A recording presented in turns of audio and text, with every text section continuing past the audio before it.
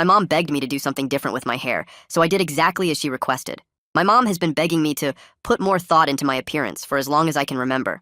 I always ignored her because I thought I just looked normal, but then she started insulting how I looked every day. One morning she stood behind me at breakfast, sighed dramatically and said, "For God's sake, just do something different with your hair at least. It would make a world of difference."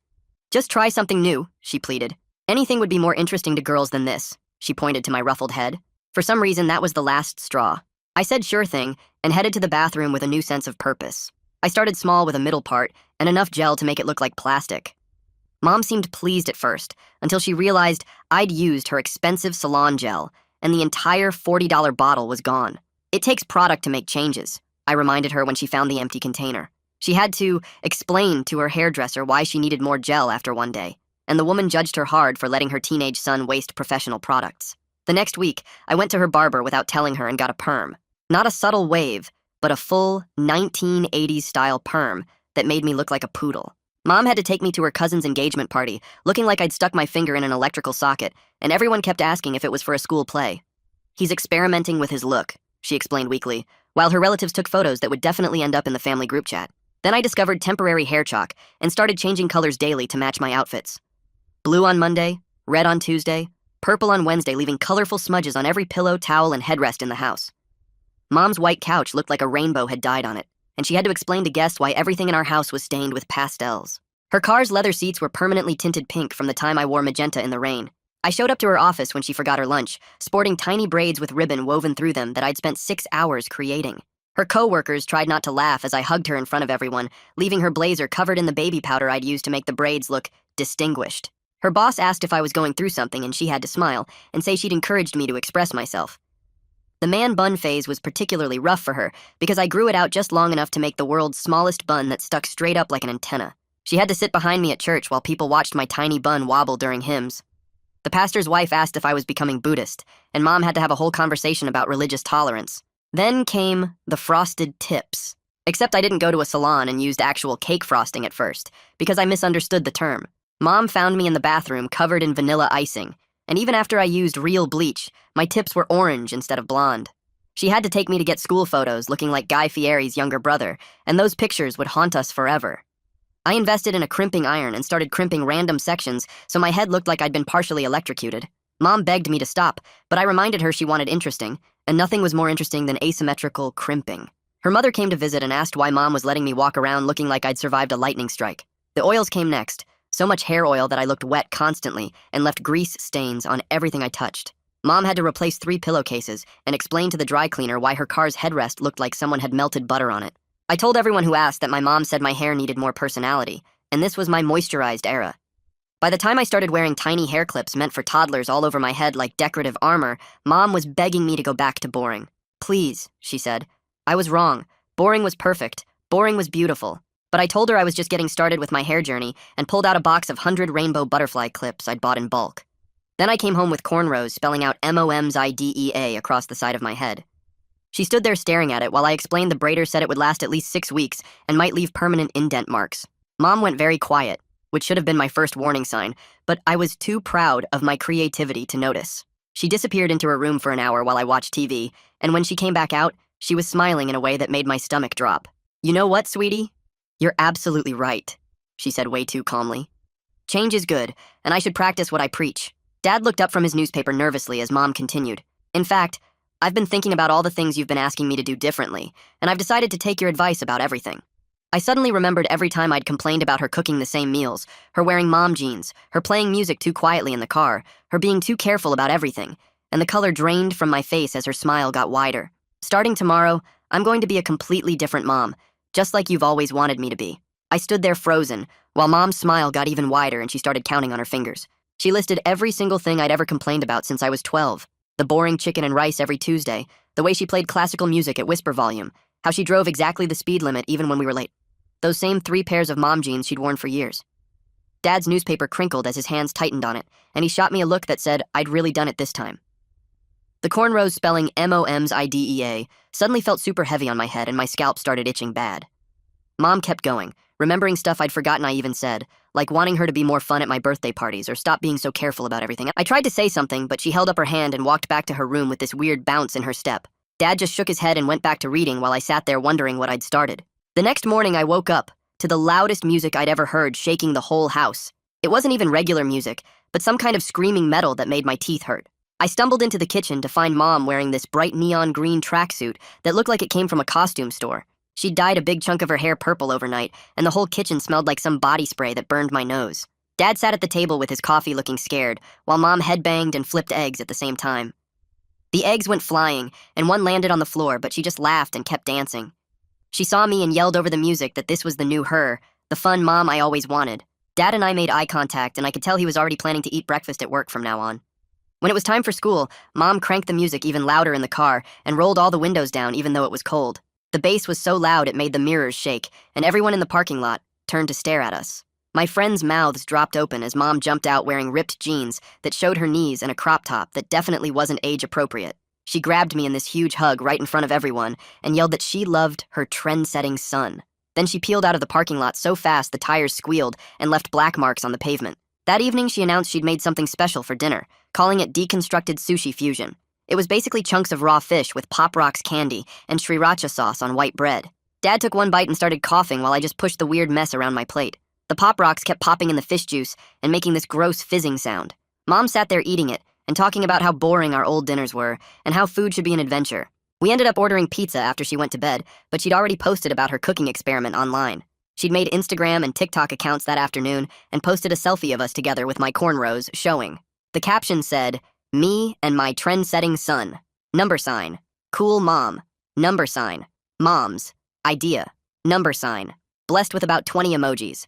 Within an hour, 47 people from the school had seen it, and the comments were already getting mean. I begged her to delete it, but she said I never complained about her not being on social media before. She said this was what the kids were doing these days, and pulled out her phone to take another selfie. The next day at the school was pure hell because everyone had seen Mom's post. Kids were calling me Mom's Idea in the hallways and making hashtag signs with their fingers. Someone had printed out the photo and taped it to my locker with "Trend Setter" written in marker. Even my math teacher was trying not to laugh when she called attendance and looked at my cornrows. I pulled my hood up, but the braids made it stick out weird, so it looked even worse.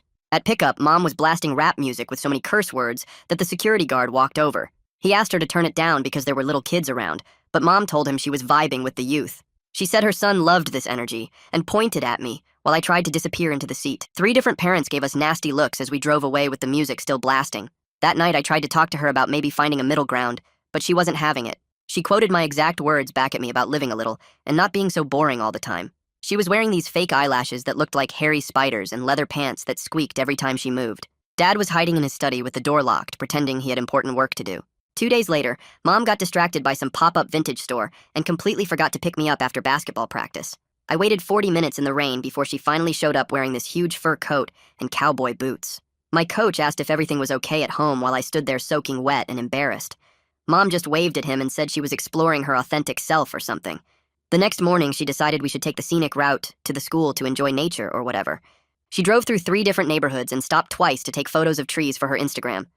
I was 20 minutes late to first period, and my teacher marked it on my attendance record. I already had 2 tardies this semester, and 1 more meant detention.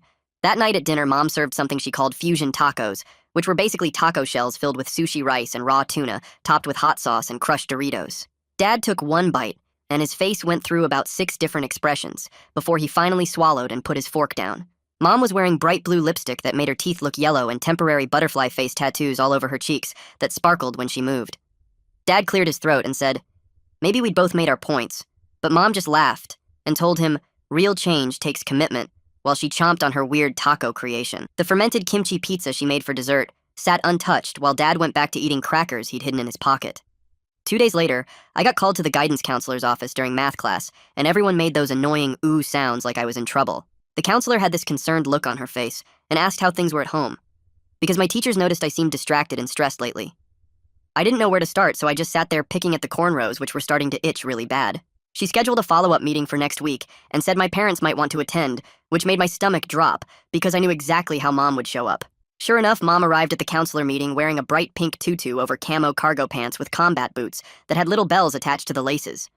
Her hair now had streaks of green and blue mixed with the purple, and she'd covered herself in body glitter that got everywhere she touched. The counselor kept trying to maintain her professional face, while Mom explained she was just supporting her son's request for a more interesting parent. The whole meeting turned into this weird discussion about family communication styles, while glitter slowly covered every surface in the office. That evening, I was trying to do my chemistry homework when Mom set up her phone on a tripod and started filming what she called her new cooking vlog.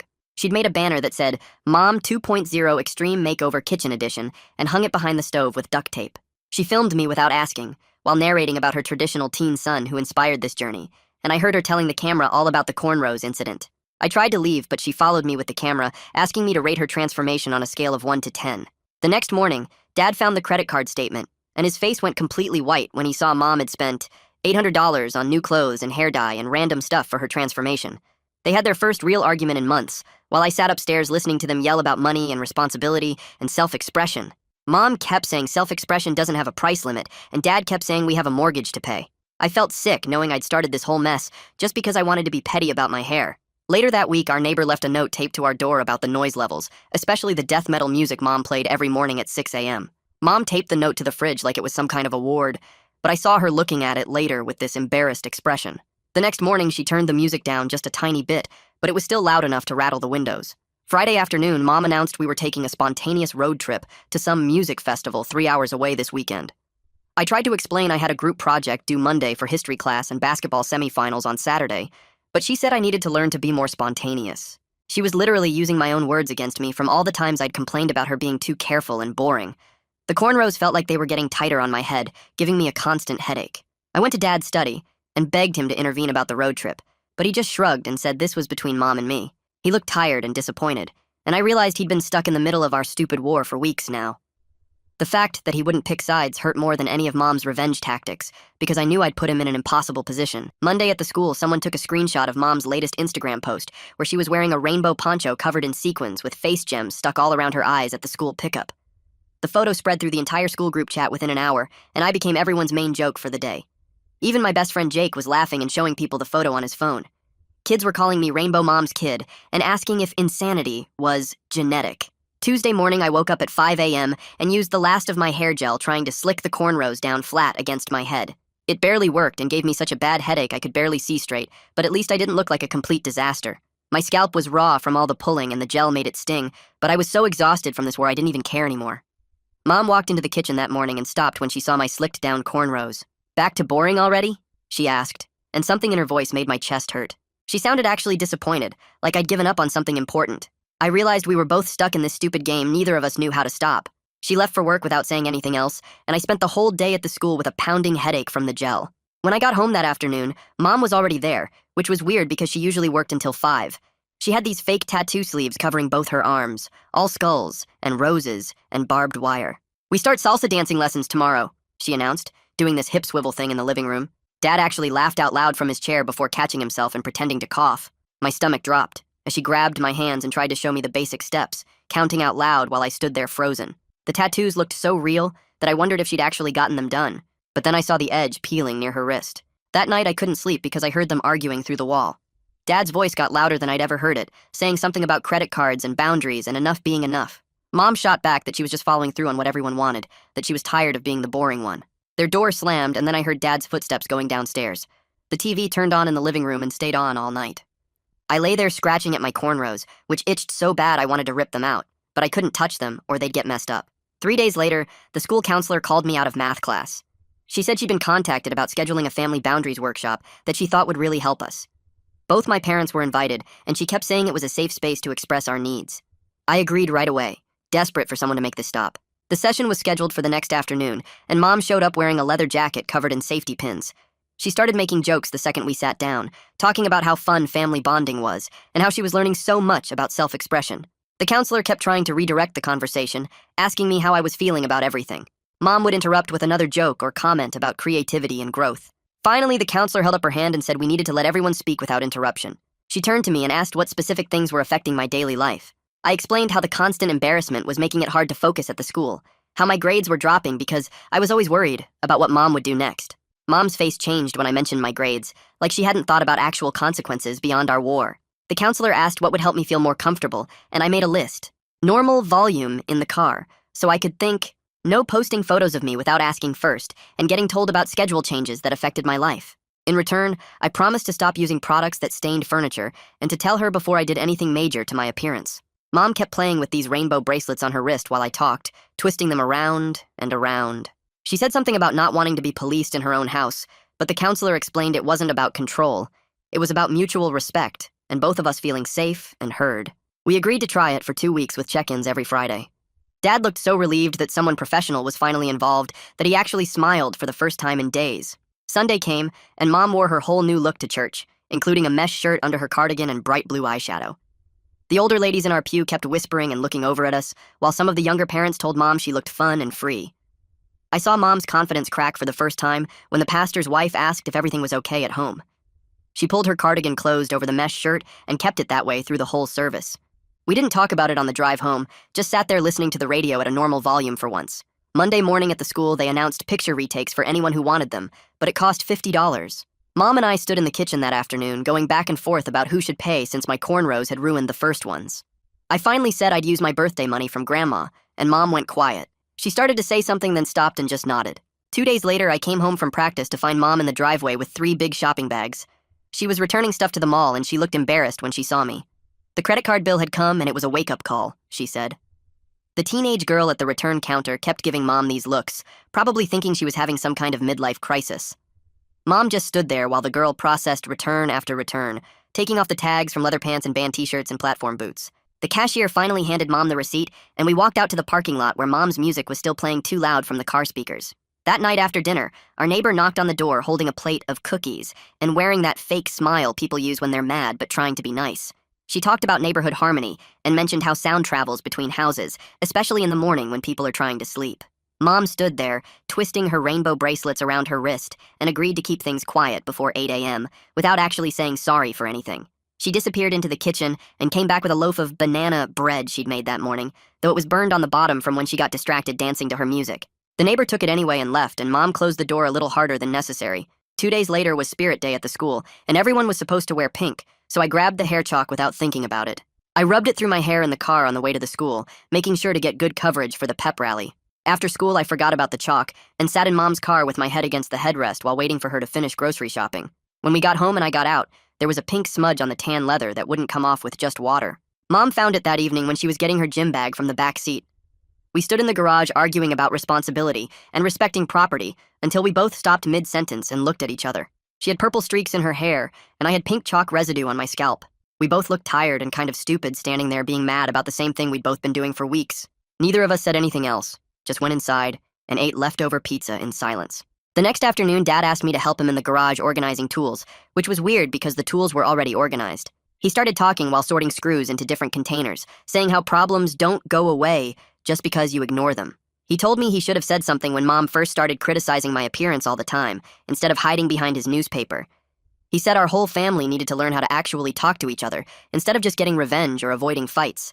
I helped him sort nails into sizes while thinking about how this was the most Dad had talked to me in months. 3 days later, Mom came home from work and went straight to her room without saying hi. Dad told me later that her boss had called her into his office because someone from our church had mentioned her new look to someone who worked at Mom's company. The boss had talked about maintaining professional standards even outside of work hours and how employees represent the company wherever they go. Mom stayed in her room most of the evening and only came out to make a sandwich, keeping her head down and not making eye contact with anyone. That weekend, I found a tutorial online about removing stains from leather car seats and spent an hour working on the pink mark with special cleaner and a soft brush. I left the supplies on the kitchen counter where Mom would see them, with the receipt showing I'd used my own money. Later that night, I went through my social media and deleted 3 posts making fun of parents trying to be cool, even though they'd gotten a lot of likes. It wasn't some big gesture or apology, but it was something. Mom made an appointment with the counselor for the following Tuesday to create what she called a formal agreement about boundaries. She showed up wearing normal jeans and a regular sweater for the first time in weeks, though she kept the purple streak in her hair, which actually looked kind of good on her. The counselor had us each write down what we needed to feel comfortable at home, then helped us combine the lists into one document. We spent an hour going back and forth about specific words and situations, with the counselor keeping us focused on solutions instead of complaints. By the end, we had a real contract with actual terms we both agreed to. I could experiment with my hair on weekends using products that didn't stain. Mom would keep music at normal volumes and ask before posting any pictures of me online, and we'd create a shared fund for cleaning supplies and damage control. The counselor made 3 copies on her printer, one for each of us, and one for her files, and we all signed them like it was a business deal. The first week of our agreement had some mistakes, but nothing major. Mom posted one Instagram story of our family dinner before remembering to ask me first, and I got green chalk on one of the good bathroom towels when I was rushing to get ready for a school dance. We handled both things calmly, though, with Mom deleting the post right away and me switching to using the old towels we kept under the sink. Dad said we were both growing up, which was his way of saying he was proud of us for not turning it into another fight. 2 weeks later, I had an interview at the mall food court for a weekend job and needed to look normal. Mom actually sat with me at the computer, looking up hair products that would work but wouldn't damage furniture or leave stains on everything. We spent an hour reading reviews together, and she only made 2 jokes about my boring era returning.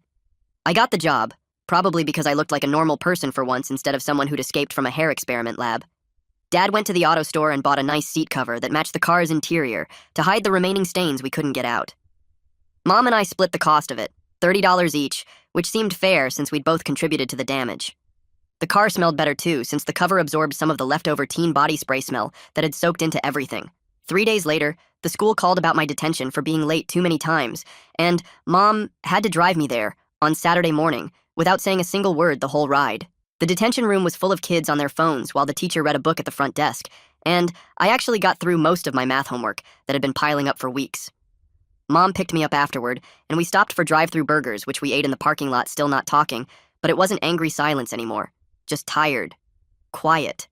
That night was Dad's birthday dinner, and Mom took a normal picture of us at the restaurant with everyone smiling like regular people and posted it to her Instagram without any crazy filters or weird captions. The comments from relatives were confused, but mostly relieved, and I saw my aunt save screenshots of all the wild photos from the past few weeks, which would definitely come back to haunt us at family gatherings.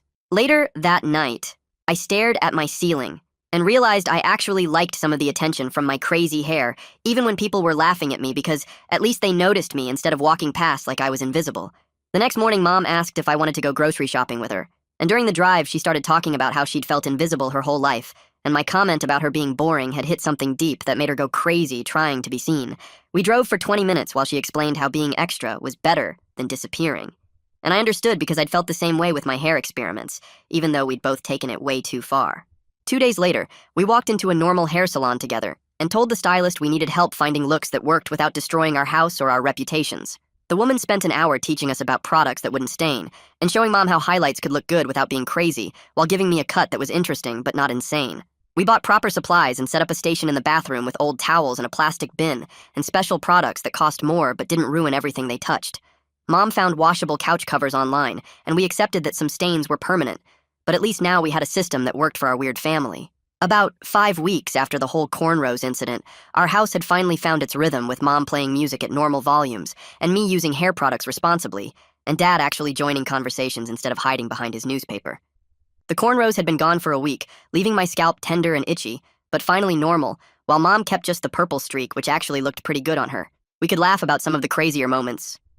Now, though, we both cringed at certain photos, and we'd figured out that actually saying what we needed worked way better than this whole revenge war we'd been fighting. All right, that's a wrap for today. Really appreciate you letting me just wonder about things with you all. It's always a good time. Until we cross paths again, subscribe for more content like this.